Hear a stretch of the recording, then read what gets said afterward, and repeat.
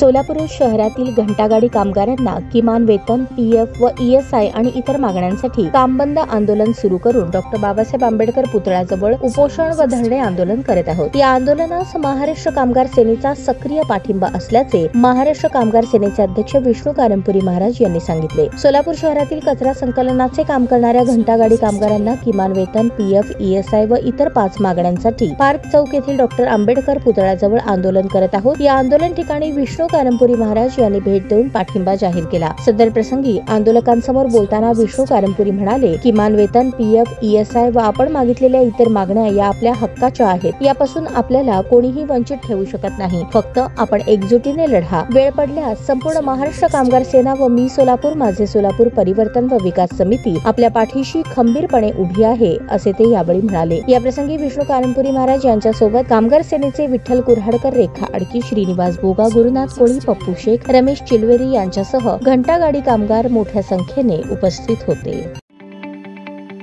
ताज्या बातम्या पाहण्यासाठी प्राईम महाराष्ट्र न्यूज चॅनलला सबस्क्राईब करा।